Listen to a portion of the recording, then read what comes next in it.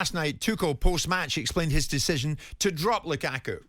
It was not the moment after the match where everybody was focused on the few touches that he had to put him right away into the next fire. It was the moment to take a step back. That was the decision, and that's it. But you can clearly see. I mean, we have now a strong win. We had a strong performance. It was a tough match, and almost every question is about Romelu. So the focus is huge.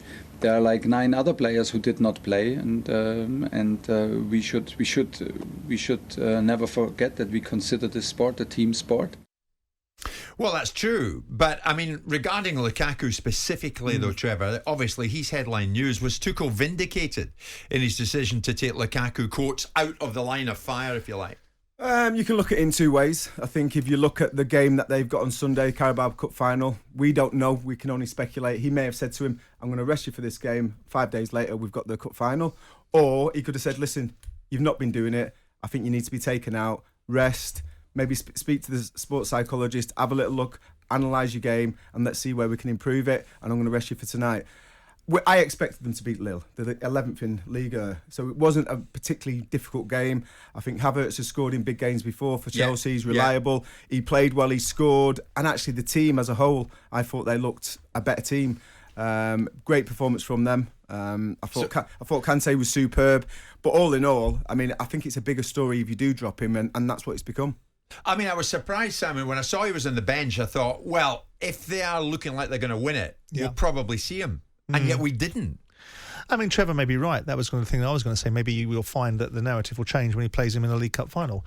Look, the object of the aim is for a coach to manage the individuals and the team. The outcome is Chelsea win a game. They've won a game.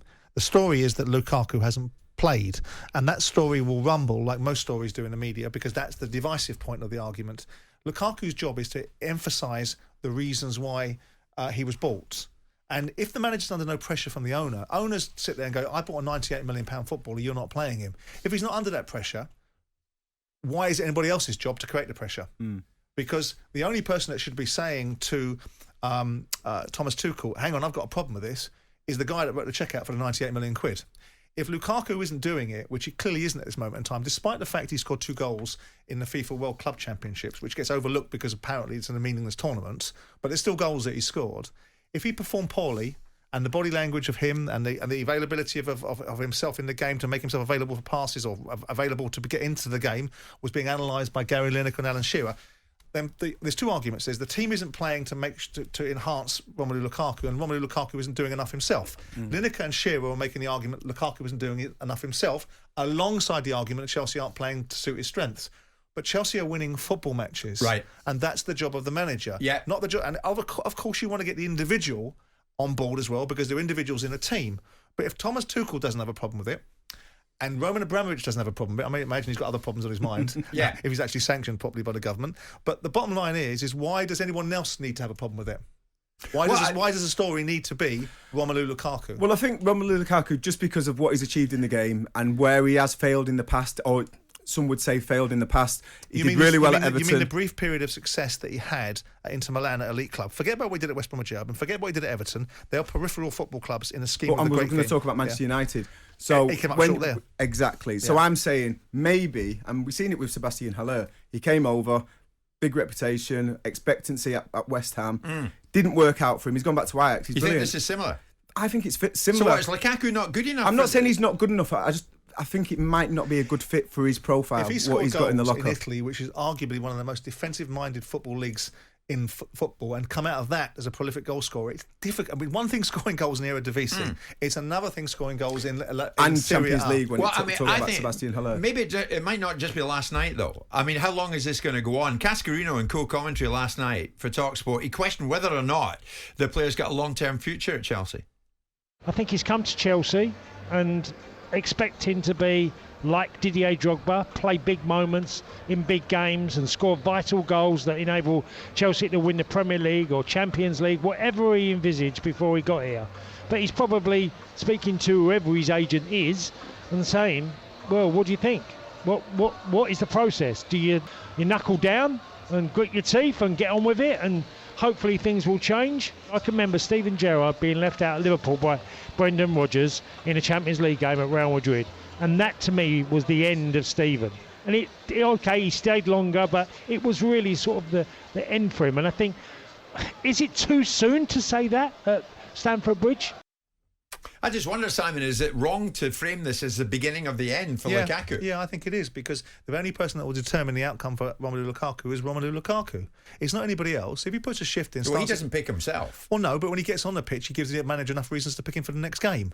And if we're he's not doing that at the moment. Well, the only reason this narrative is underpinning all of this is because of the ridiculous interview he did in Sky, Italy. If we didn't have that, we'd talk about a player that was out of sorts, but we wouldn't be focusing on it so much. We wouldn't be talking about Chelsea's style of play. But that's the reason, Simon, I think. Of course it is. So the problem is not Thomas Tuchel's problem to resolve. It's not Roman Abramovich's problem to solve. Do you know whose problem it is to resolve? And it's not the media's problem. Lukaku. And part of that, solving that problem, I think, and I've been in this position a few times where you've got a right back, he gets the ball, and as the ball's going to the right back, you're either going away from the ball to get it to feet, or you're running towards it to go in behind.